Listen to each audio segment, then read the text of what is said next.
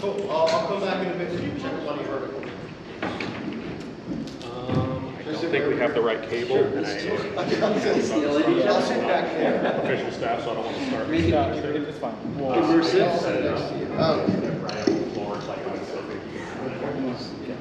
Yeah. That's why my issue thing.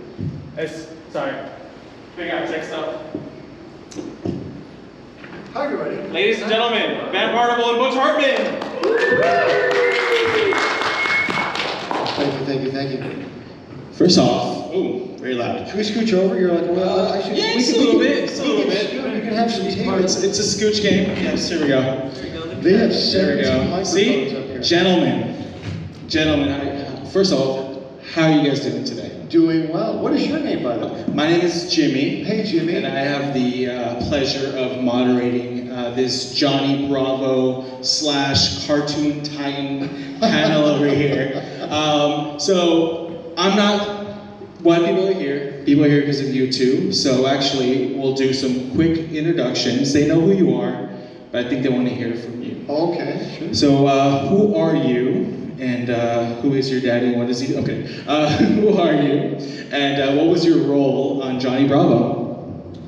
I'll go first. My name is Van Partible. Is it working?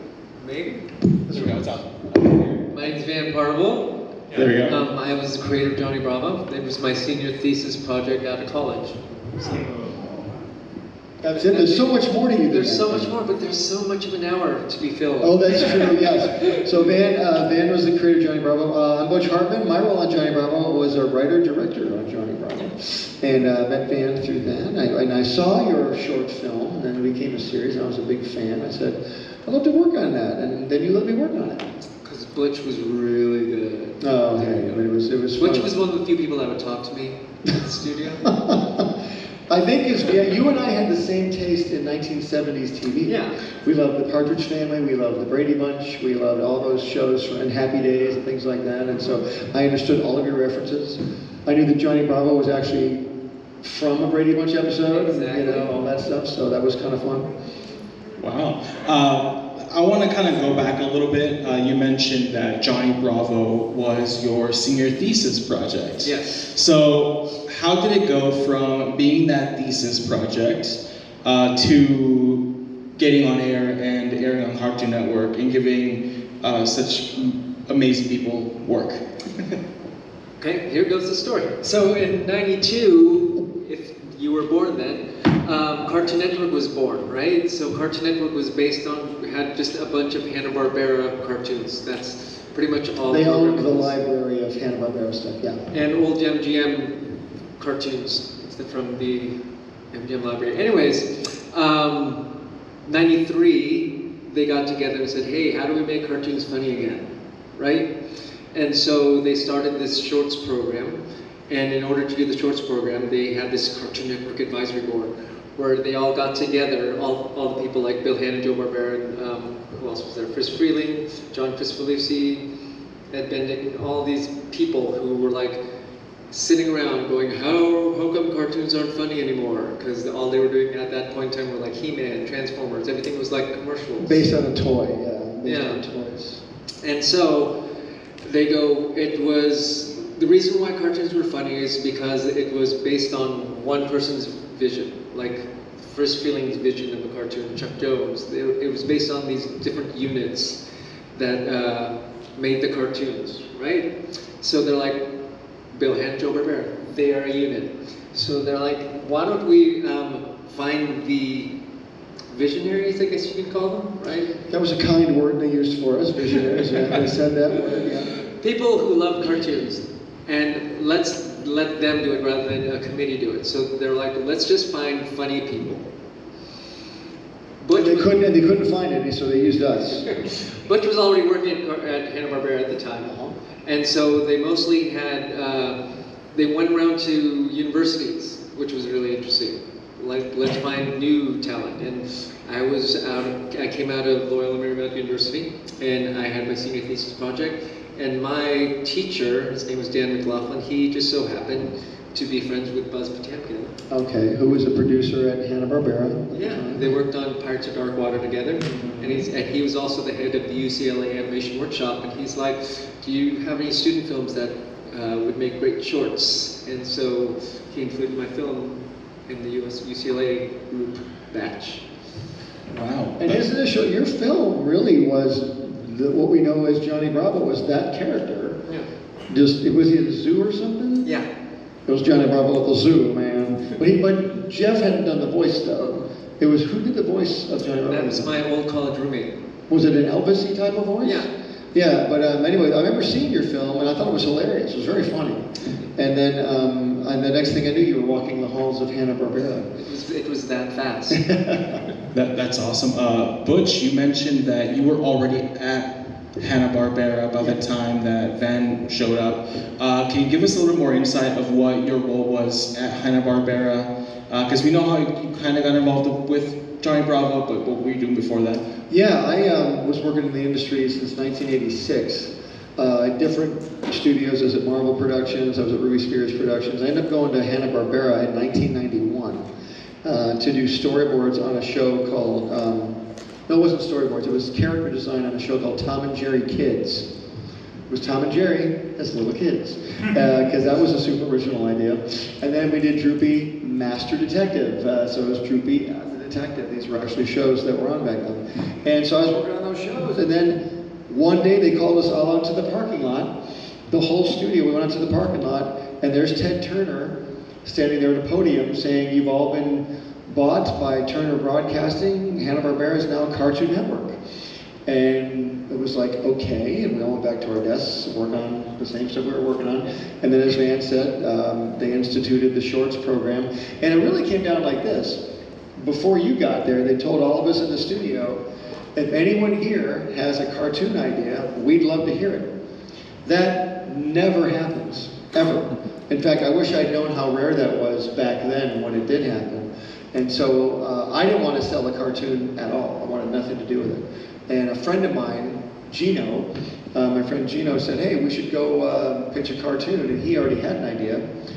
So I said, okay, I'll help you with your idea. So I went in with Gino and we were doing the pitch and I started acting the pitch out like I do. And they bought the idea. I thought, oh, that was cool. Let's do it again. And so we did it again and again and did a couple different shorts. And so before you knew it, those of us who were working on other people's shows started making our own shows. And you came in. And then another guy, I think his name is Seth MacFarlane, something like that. That's some. I don't think he never did anything. No one's ever heard of him. But yeah, he ended up coming in from the Rhode Island School of Design with his show, his film. And I just kind of started taking off. We started making our own cartoons at that time, and it was really kind of a neat time to be in the industry.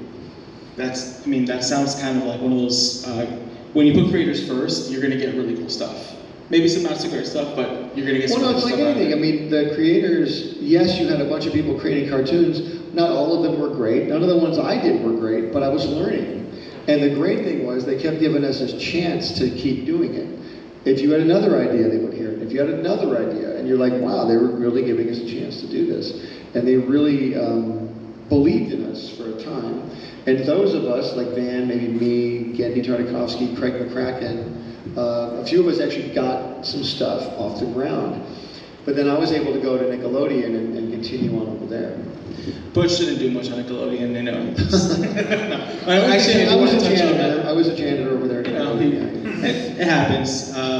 No, but so we've been talking about how of the earlier days of just kind of animation, at least in the 90s, golden age, if you ask me. Just so many good things on the air. Agree. How do you see the industry today as opposed to how it was 30 years ago? Wow, take that one.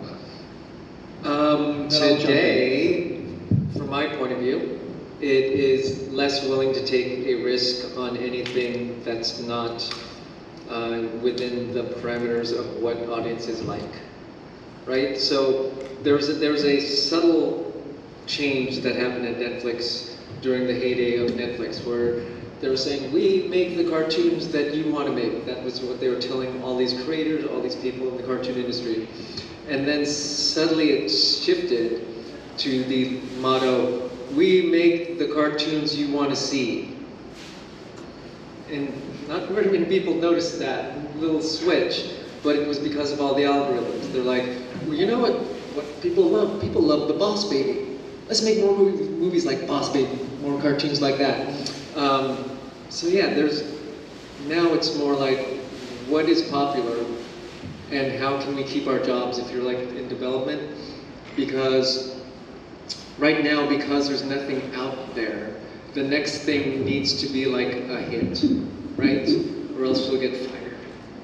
So there's no willing to take a chance on something that's unproven, so let's find something that's proven. Let's find IP that already has a following.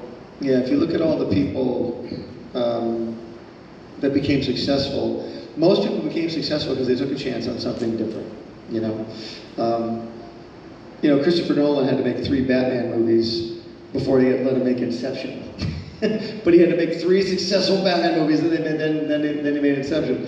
But he was already doing great stuff. But my point is, it's the people that make the Johnny Bravos, or who make the Family Guys, or who make the so-and-sos that are brand new, no one's ever heard of them, but then they take off and they become hits. Those are the ones who really are truly successes. When you're always trying to ape something else that's out there, it's always going to get watered down. Like if you look at the original Star Wars movies compared to the current Star Wars movies, the current Star Wars movies are like, just put more ships in it. Kids love spaceships. What about the characters? Who cares about the characters? Just put more spaceships in. That type of thing. But if you look at the original Star Wars movies, it's all about the characters, and oh, by the way, there's spaceships in it, you know? So rather than let's make a new version of Star Wars or a new something, they just want to take the same old thing and do it over and over and over again. So yeah, I think today the industry is, like you said, everyone's too safe, everyone's a bit too worried about losing. Yeah. And even it's funny, they're worried about losing, but then when they keep doing what they're doing, they end up losing anyway. You know what I mean? So it'd be nice to see some more chances get taken, I think. Yeah, I agree. But let's circle back to why we're here, Johnny Bravo. Johnny Bravo. Let's hear it for Johnny Bravo. Let's hear it for Johnny Bravo. Thank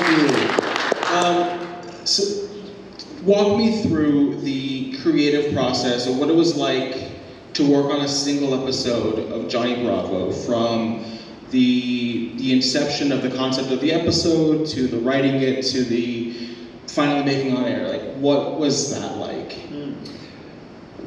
So, I love talking about this just because I didn't know what the heck I was doing, and I was supposed to know what I was doing. And I barely knew what I was doing. I just came out of college, I'm working with people like Butch, all these people that have been working in the industry for a very long time. Like my peers, I guess you can call them, were like Craig and Genny, right? Mm-hmm. But they could draw like there's no tomorrow. I could not. I could draw like there was a tomorrow. But I couldn't, I wasn't a graphic design person. So I was more like a realistic person. I thought I was going to go into comic books. So I know how to draw like people, right? And so getting cartoony was like a real stretch for me. So I didn't really know how to design, so I pretended to know how to design. I pretended to know how to do everything, right? So when... No one in Hollywood pretends to know what they're doing. No one ever would do that. Right, so Dexter's Lab was formed. So they hired everybody, all the CalArts folks. Then they got Count Chicken, they hired everybody else. And then they greenlit Johnny Bravo, like a month later. And all the refuge. We were the Guardians of the Galaxy. We were the right? last remaining ones. So Butch and Seth were the first people that I hired because they weren't on any shows and they were my friends. Right? Yeah, it's true. Yeah, we would hang out and goof around all the time. Yeah. And Butch had helped me on Jungle Boy and stuff like that. And I was like, you know what, Butch? Jungle Boy was fun. That should have been a series. Jungle Boy. Jungle Boy was fun. So I'm like, Butch, I don't know how to do this. So could you take all the could you write and direct a third of these? Because I have no idea what I'm doing. And then we do these story sessions, right? And everybody would write their scripts. We're like, let's have a writer's room. So we'd have a writer's room, and then everybody would read their scripts. We're all, that's great. And then we'd move on, because we couldn't make it funnier, because all of them were just funny. They were like first drafts. Yeah, they were pretty good. The way it works is you come up with a premise. What could Johnny do this time? Well, what if Johnny, I don't know, we did a whole rhyming episode like Dr. Seuss. Okay, let's do that. Butch, go write that. Okay, no problem. But then you have to write that, you have to write a script, and then we only have a certain amount of time to write a script, and if you're not a good script writer, you got to learn to be one. But then, like you said, we got to go over it, we got to punch the jokes up, and then it has to be done, a storyboard has to be done, and then we have to get the voices in there. Choosing the voice of Jeff Bennett was a genius move, you know, that type of thing, and getting Brenda Vaccaro to do Johnny's mom was amazing, and all that stuff. So it's just a matter of, you know, getting the premise done, getting the script done, getting the storyboard done. It's like a conveyor belt. Yeah. And then as you're in the storyboard phase of another one, you start writing another one. And then as that one's being edited, you're storyboarding and you're writing another one. It's a giant conveyor belt, you know, one after the other. So that's, and you don't have a ton of time to mess with it. If you get, you know, people say, you're 100% loving everything you're doing. I'm like, if I get to 70%, I'm fine, because we don't have time to get to 100, because a deadline has to be met, you know. So my favorite story is when I first got the show, I hired all the people that I wanted to hire. One of the people I wanted to hire was Joe Barbera, because he wasn't working. He was pretty much in there just signing cells and stuff. He was, it's true. And he had an open door policy, so I would go in there like once a month because I just wanted to hear MGM stories, because I love old MGM stuff, because he used to work on the lot, so he told me Gene Kelly stories and all these other fun things. So when I got the show, I said, hey, Mr. Barbera, would you want to work on my show? And he'd be like, yeah, that'd be... Sure thing, kid. That'd be great. So he came in, and he came into our writer's room like 3 or 4 times. He did. Where we throw out jokes and stuff like that. My favorite joke that he gave us was we were trying to come up with a bunch of gags for Super Duped. That was my first script, Super Duped. I remember that's right. Oh my gosh. And we were like, we need things that a super villain would do. What would a super villain do that we could do that was like really evil? And Mr. Barbera, what do you think a supervillain would do? He's all, well, he could rob a bank, or could put a baby on a freeway.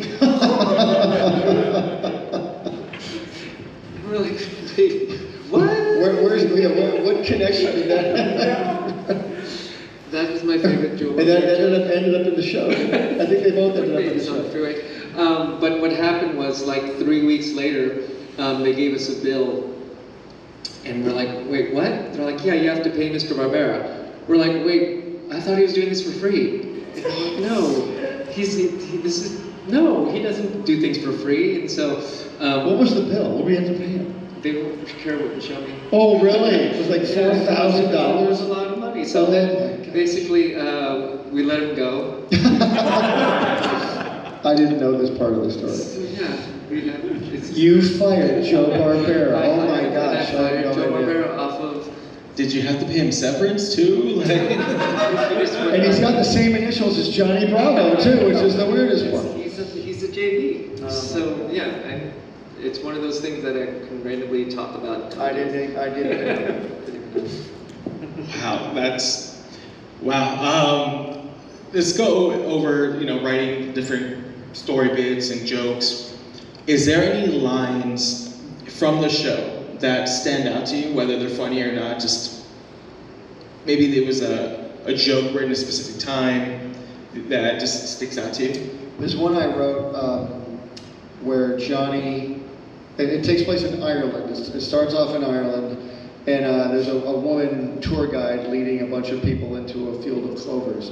Now here we are in a field of genuine Irish four-leaf clovers, but whatever you do, don't pick them. And you hear, she loves me now, she loves me now. Dang, she loves me now, she loves me. Then you cut over to Johnny, he's got a big pile of four-leaf clover, stems.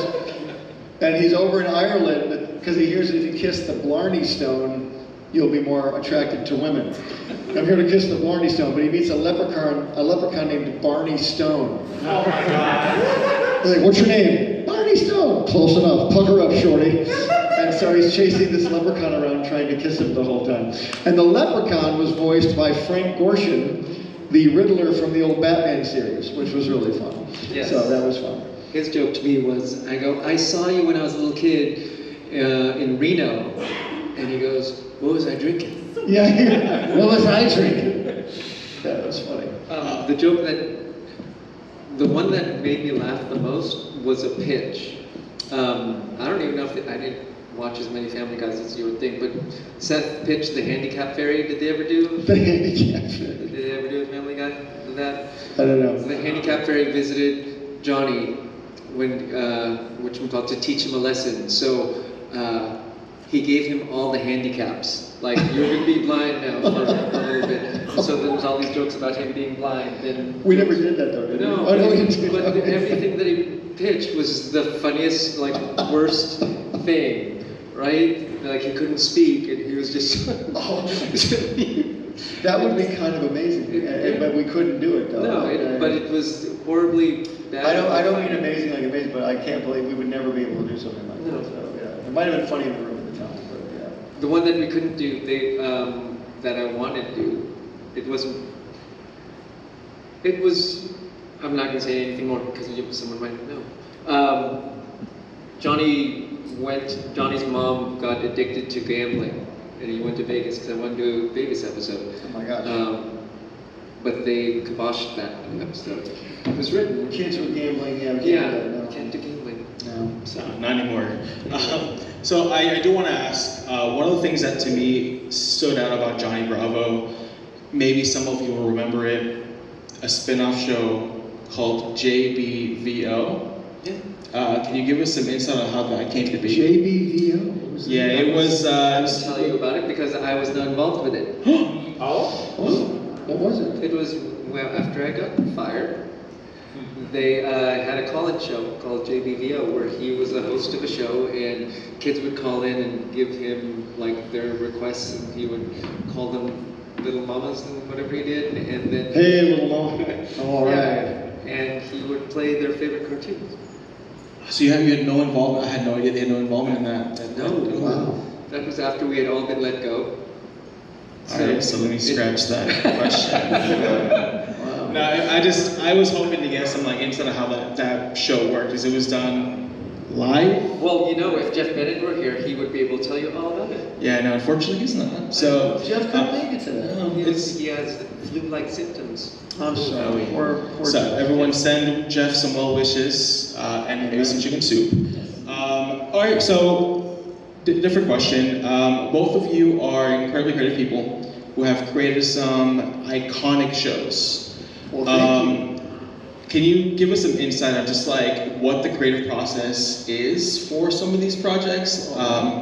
Butch, please tell us about your Nickelodeon shows. Do you guys want to hear about my Nickelodeon shows? I'm just asking. I'm asking for a friend.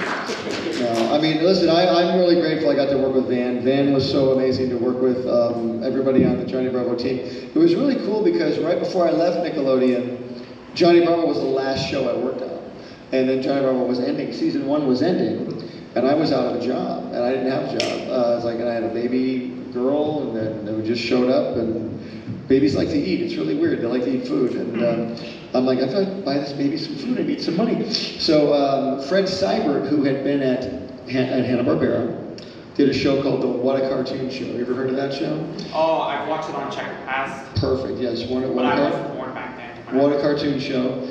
And the What a Cartoon Show, if you watched it, had 3 different cartoons on it by 3 different people. And then he left Hanna-Barbera to go to Nickelodeon and created the Oh Yeah Cartoon Show, which was the exact same thing. And Fred called me and said, do you have any ideas? And I said, well, I can't leave Van. I can't leave right now. I'm busy with Johnny Bravo. I can't leave Van in the lurch. And then about 8 months went by and they were ending Johnny Bravo. And I said, hey, and I called Fred, I go, I better look for a job now. And it was a Tuesday, and I called Fred, hey, do you have any of those slots open still? He goes, I have 1 slot left. I said, well, I got a great idea. He goes, great, I'll see you Friday. I hung up the phone. I had nothing. Nothing. And I'm in my desk at Johnny Bravo, and I thought of the Fairly Odd Parents at my desk in like 15 minutes, and I did a little storyboard, did a little script, walked it into Fred, and he bought 1 episode at Nickelodeon. And from there, they really enjoyed this, the first storyboard that I did, and so I was able to pitch some more, and then it kind of took off from there. And then it became a series in 2001. But the creative process is you come up with a premise. What's this character's problem this time? How do we get him out of it? And how do we fit every character into that script? You know, and I really wanted to push the writing because I learned so much about writing on Johnny Bravo, how important a good script was. I wanted to really push the writing on Fairly Odd Parents. So I really hired a lot of guys. They weren't necessarily artists, but they were really good writers. And I was a writer as well. So I kind of lived in both worlds. I was a writer and an artist as well. So that's what I like to do. You know. That's awesome.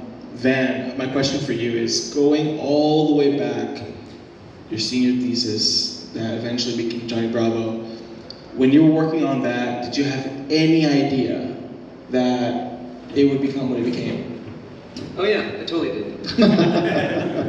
You know how when you're doing something and you think, man, this is so funny? That's what I thought. Hope somebody sees it. Yeah, right? Hope somebody watches this. Isn't that kind of the way that it is?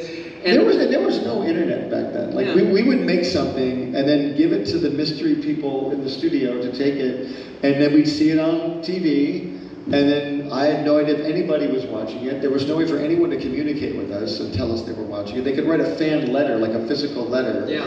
and we were very fortunate if any of those ever made it to us. But we would never know until, but the internet changed all of that, of course, because people could react instantaneously. But other than that, we really had no idea. But yeah, I mean, I enjoyed it. I just wished other people would. That's kind of where you're at. If you really like what you're doing, you're like hoping that someone's gonna like buy it, or someone's gonna watch it, or your friends are gonna see it and laugh. That's pretty much as far as I went as knowing something's gonna be good. It's like my friends think it's funny. Yeah. That's pretty much it. Same with Fairly Odd Parents, like, and Johnny Bravo too. If we were laughing in the room, if we were cracking up at something, if all of us were laughing, we knew that other people would laugh. Plus, we wanted to make stuff we liked. It's like, we gotta like working on this. It's like, you know, what would be funny? It'd be funny if Johnny met Adam West from Batman. That'd be really funny. You know, and how did we do that? Well, let's call Adam West and get him, and he came in and did it, and it was hysterical. It was really funny. Like after we had done that, I got a call from Adam West's agent who said, what is this? Don Pitts. Don Pitts, talk like this. Hey, talk like this. Hey, I'm Adam West's agent, and I'm an old Hollywood guy. Yeah, he saw you made Adam feel like a 14-year-old boy, and he wants to pitch you an idea. Oh, cool. So we brought in all the writers, and Adam West came over, pitched a snake dog. He pitched an idea called Snake Dog. It was a snake who was part dog. Yeah. But this is right before Cat Dog came out, I think. And we had nothing to do with Cat Dog, but that was his idea. It was Snake. This was called Snake Dog, Robin. What do you think? It's a villain. Okay. It was really kind of funny. It was totally, really funny. And yeah, what was really nice is that we got to work with Adam West, but then we didn't get a second season, but he got to live on with Butch and Seth in their... Seth and I made a deal. We're like, look, well, Seth and I actually wrote a pilot for Adam West, an animated pilot. I think it was called The Adam West Show or something, where Adam was a detective. Yeah.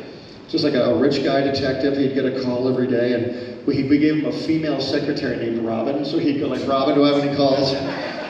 Robin, where are my car keys? That kind of thing. And it was really funny. And then Cartoon Network didn't like it. Yeah. So then I said, look, if I ever get a show, I'm putting Adam on it. And Seth goes, if I ever get a show, I'm putting Adam on it. We both got a show and put Adam on our show, which was really cool. So long live Adam West, we always say. Yeah. Yes, can we hear for Adam West? Let's hear for Adam West.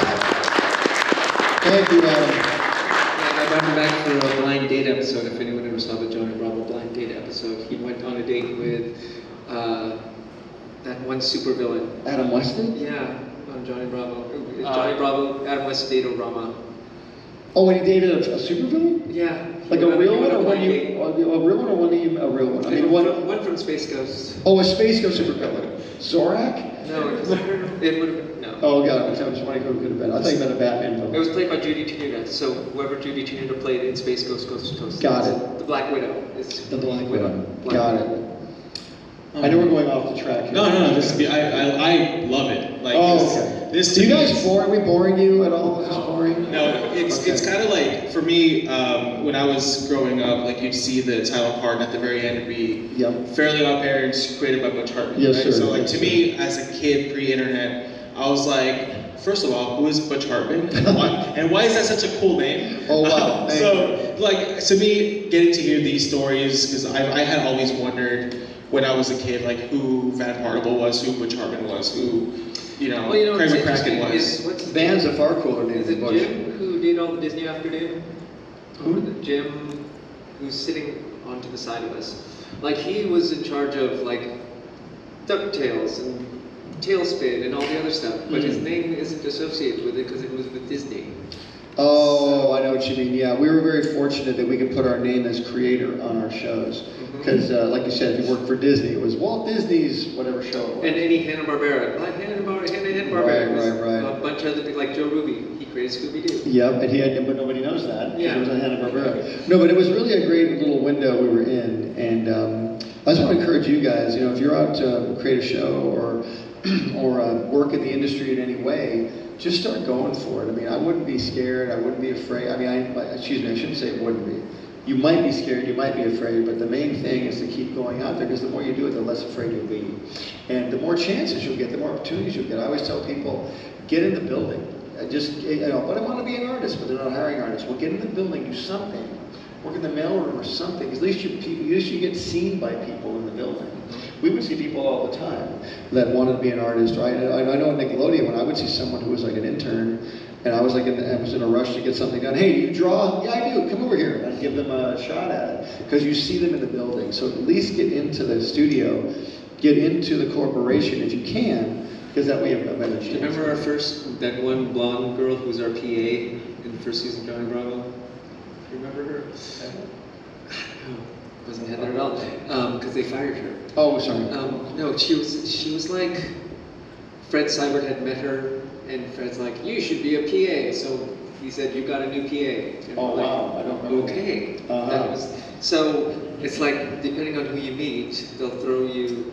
Yeah, and then today's assistant might be tomorrow's head of the studio. You never know. So you always, rather than sit outside and hope you can do it, at least give it a try. You're always gonna at least get a little farther ahead if you try. Though, my favorite one, there's this woman who is a line producer at Titmouse right now. She just finished producing Everybody Hates Chris. Her job prior to this was a manager at a restaurant. And they just needed somebody that could do numbers and could manage people. And she, great, she became coordinator and moved all the way to producer. There you go. So if any of you have a dream and want to start, the first way is to have start. a dream. One thing I do want to ask is, now the fanboy in me, you brought up Scooby-Doo. Johnny Bravo famously had that crossover with Scooby-Doo. One, whose idea was that? Because it was genius. And two, do you have any stories of working on that episode if you were involved? I forget whose idea that one was. Was it you? That was mine. That was Van's. Well, my thing, the first time when I got the episode, when I got the show, I met with Sherry Gunther and Larry, and the first thing I asked him was like, "Can Johnny meet Scooby-Doo?" Because I love Scooby-Doo. I don't think nobody really cared about Scooby-Doo and Hanna-Barbera at the time, because it was the 25th anniversary of Scooby-Doo and they did nothing. Because I was like, it's Scooby-Doo's birthday, what are y'all doing? They're like, oh, we're busy with Flintstones. Yeah, that's exactly, yeah. And Van was the king of the 70s. Even though Van was born in the 70s, he was the king of loving the 70s. So we had Marsha Brady on as a voice. You had Farrah Fawcett on as a voice. You had Brenda Vaccaro on as a voice. Adam West came in. Scooby-Doo was on. I mean, Van, the great thing about getting your own show is if you love stuff, you can put it in the show. So that's why it's so great to have your own thing. I encourage all of you to try that someday. It's really cool. So they turned me down first. They said, you can't have Johnny Bravo just hop in Scooby-Doo world because it's like his show. I'm like, well, what if they came into Johnny's world? They're like, yeah, you can do that. I'm like, okay, semantics. So they allowed me to do the meetup, right? And so we had this book of all the Scooby-Doo tropes, I guess you could call it. So we just threw in as many as we could.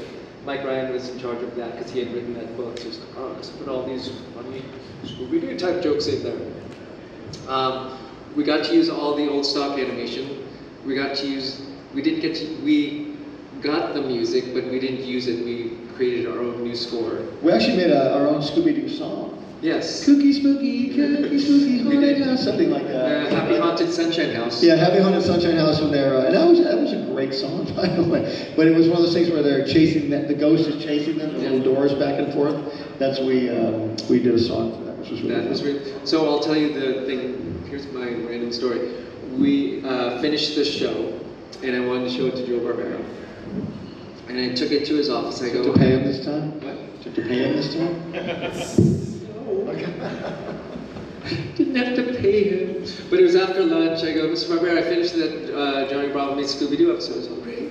So we sit in front of the TV, I put it in the tape, and we're watching it, and he's like, oh, you got the walk cycles. I'm like, yeah, we used your walk cycle stuff. He's like, great. He's watching it, and as it's going, he's just, oh. So 2 minutes in, it's an 11-minute show, he's asleep, and I'm like... Was there an empty martini glass anywhere? Right? And so we're watching it, and I just kept like looking, and he's trying to stay awake again. But if you ever watch it, there's a section where they unmask the villain. Like 16 times. Yeah. And then at one point they go, Joe Barbera, and he's all... and he looks over at me, I'm like, pretending to look, I'm like, I saw that. And so he, after it was done, he thanked me for keeping the integrity of the characters, asked if I was going to do more, and he was just happy about it. And so I was just excited to show it to Joe Barbera, and Bill Hanna didn't have as many nice things to say, but he did not like the chase scene, which is the reason why, if you ever watch it, there's a really extended chase scene in the Bravo Doobie-Doo episode, because we really liked the episode The Sensitive Male. And we wanted to do more songs. We wanted to make it an 11-minute episode instead of a 7-minute episode.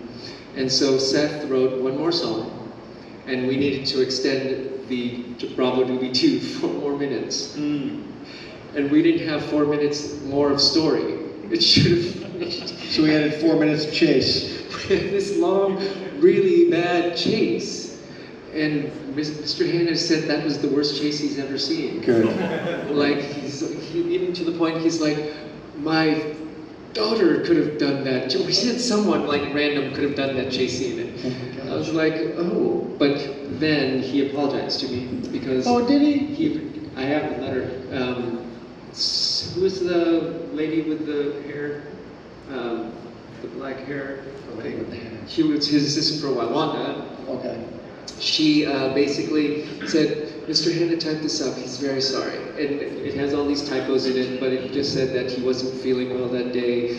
Thank you for doing the Scooby-Doo episode. I wish you well, and all the other stuff, but yeah.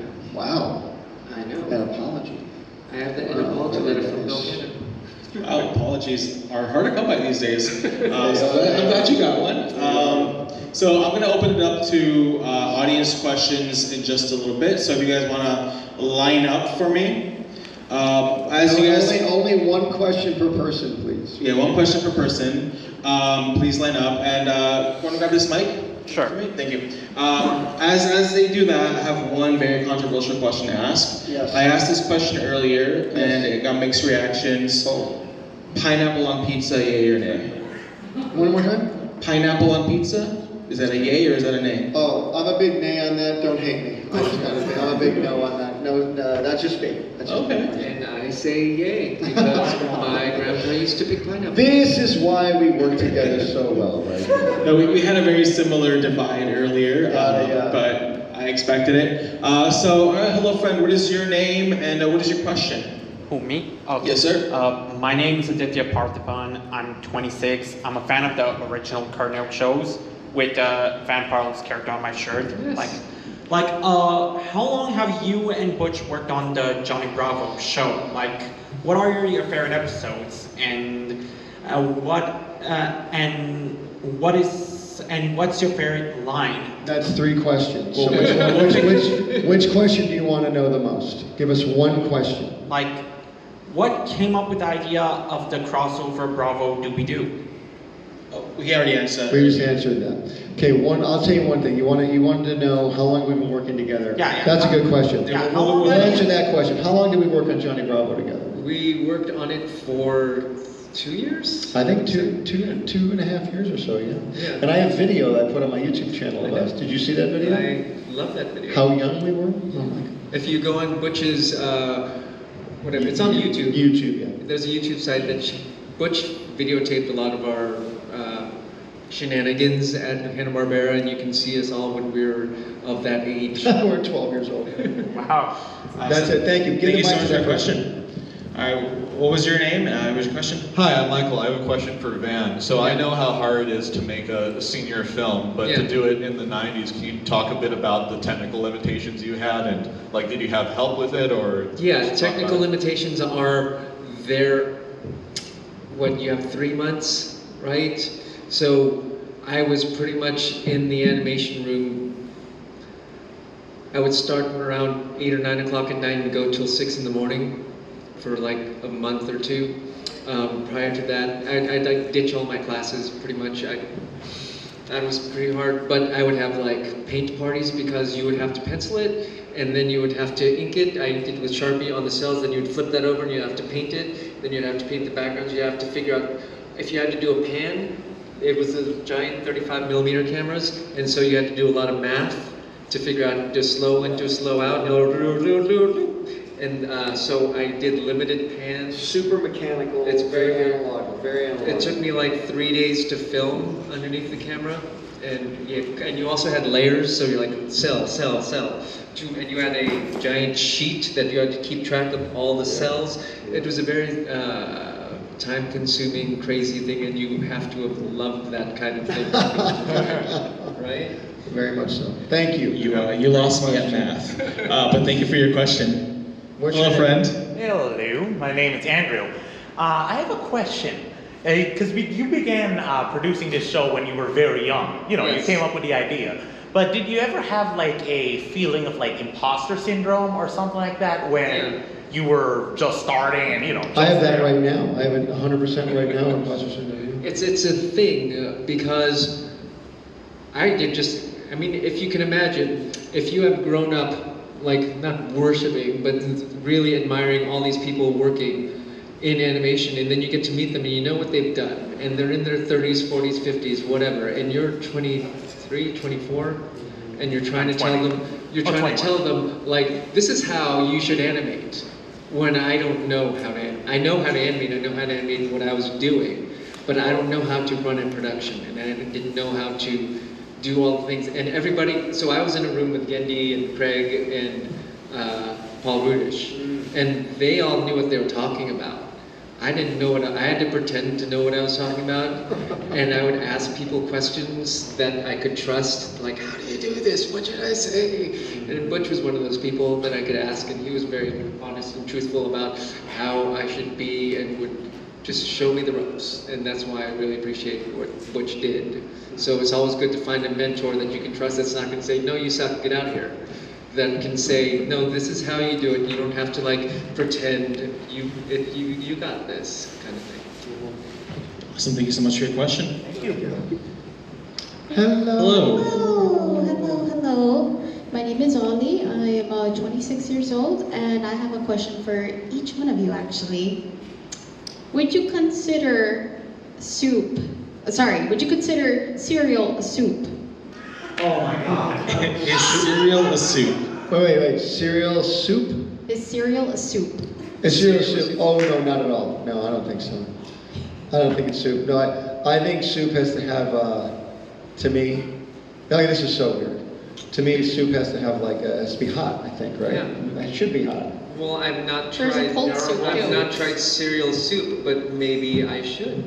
But also, I think soup has to have like salt in it too. I think that's a good question. Oh my God, I never considered that question. Well, it's funny because there aren't very many salty drinks out there, except for like, what, V8? You don't. I normally don't have soup for breakfast either. I think cereal's a breakfast food. I think, right? Am I right? Yeah. Yeah. Okay. Thank you. Is that your only question? That was beautiful. Well done. I love that question. Thank you. Thank you so much. It's those kind of riveting questions. Is the hot dog a taco? Those are the hot. Is the what? Is the hot dog a taco? Oh, I heard it's a sandwich. Is a hot dog a sandwich? I would say a hot dog's a sandwich. It's got meat. It's got bread. It's got condiments. Yeah. Right? Has a protein. Yeah. You bite into a hot dog, my friend. You're biting into a sandwich. I agree. I'm just saying. Right there. Yes, sir. What's your question? Hi, my name is Dylan. You were talking about the process of Hanna-Barbera pitching things when Cartoon Network was coming up. I was wondering, what's the difference between pitching back then on your big shows and everything to pitching nowadays, where you talked about you have to kind of fit into a tighter mold that the studios are looking for? You should go. You know, right now it's extremely hard to pitch anything now because the studios, right now as we speak, people really aren't buying as many things right now. For example, Netflix last year, and this is a rumor I heard, I'm probably going to get my stats wrong, apparently they had greenlit about 40 new cartoon shows and they cut it down to about 8. And so the industry is really trimming itself down. So when you're going to pitch something, I always say pitching a show and selling it is like throwing a dart through a donut, but the donut's on a merry-go-round. And it's all got to line up at one time. Like your idea has to be something they're looking for. It's got to be something that they can all get behind. They want to spend money on it, number one. Getting a studio to spend money on something is extremely hard to do. And even if you have a name, like Van can get a meeting, I can get a meeting, but then they already know what you've done. Do we want a Butch Hartman show? Do we want a Van Partible show? Even if it's something completely different than you've done before. Yeah, and so there's challenges to both. But it's never been, the one thing that's different is back then there were actually less things to pitch to, less studios, but now there's YouTube, there's you know, every type of online platform. So you can really make your own stuff now and put it out without pitching it to anybody, if you want. It's just coming up with, that really proves who's really dedicated. If you want to make it, you can make it. But it's got to be something that you really are behind now, you know, and funding it yourself. Yeah, I heard in Netflix you need to have like a 2-minute preview of the movie before you can pitch it. You can't just pitch an idea to them. Yeah. Thank you. And then sometimes you'll walk in and they'll say, your agent will tell you they're looking for a boys action show. Great, so you prepare your boys action show. You go in, okay, I've got a boys action show. Oh, we're not looking for that. Yes. Who told you that? It's like, well, my agent did. No, we want a Santa Claus story. Oh, okay. And then you're in the room now. You're like, I've got the perfect Santa Claus. You're making something. Anyway, it's so interesting. Yeah, awesome. Thank you for your question. All right, this is going to be the last question. No pressure, but make it count. Hi, I'm Ryan. Hi, Ryan. The last question. Yeah. Could you explain how the Shaquille O'Neal episode came to be, including getting Shaq to actually act in the episode? You want to know anything about it, or no? How the Shaquille O'Neal episode came to be? You know, how did the episode come to be? I was just talking about that to somebody. That episode came about because I asked these guys, Chris Miller and Phil Lord, those guys.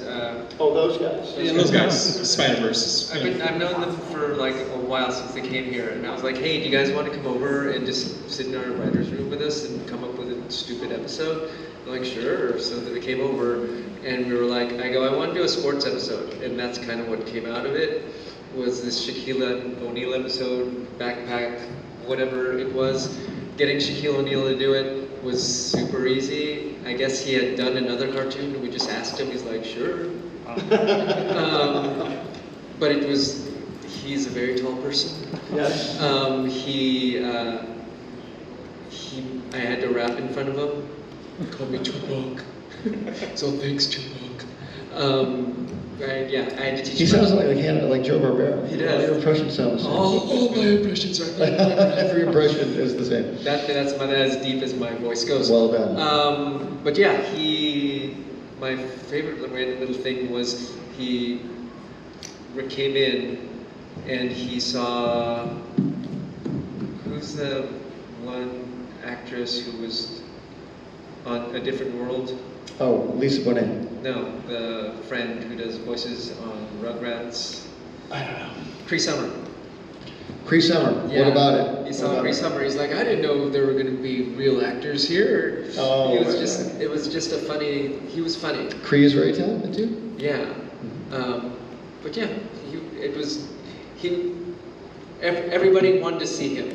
Let's put it that way. There was a lot of people in the lobby when he was there. We had to sneak him in through the back, sneak him in through the front. You can't sneak Shaq in anywhere. How do you sneak him in anything? And my favorite part was they talked about him on the news the night, like in the newspaper the next day, And they're like, Shaq left early, and everyone was like worried because there was the big Shaq and Kobe fight going on at the time. And they're like, nobody knows where he is. And I'm like, we knew where he was. Cartoon Network Studios. Done, done, done. Yeah. Thank you, man. Thanks for your Thank you, question. Sir. How do you squeeze into the recording booth? I don't know. Was the recording booth huge? Like, was it tall? He had to like go underneath the door jam, which is always fun. Wow. To watch somebody do that. All right. Well, thank you all so much for Over your our hands for questions. Van Partible right Yes. here. And here's some noise for Butch Hartman. Before I let the two of you go, can you let the people know where they can find you on social media? Yeah, you guys can follow my TikTok, just at Butch Hartman, and at Instagram at Butch Hartman. And I'm on X as Fairly Odd Father. You should find me on there. And I have a YouTube channel as well. I just do Instagram, which is Van Partible, one word. I do Facebook, but it's from Instagram. So if you're an old school Facebook person. Yeah. I do too. Awesome. Thank you all so Thanks, much. And if you guys. want to continue talking to them, they're going to be in the main hall. Thank you again.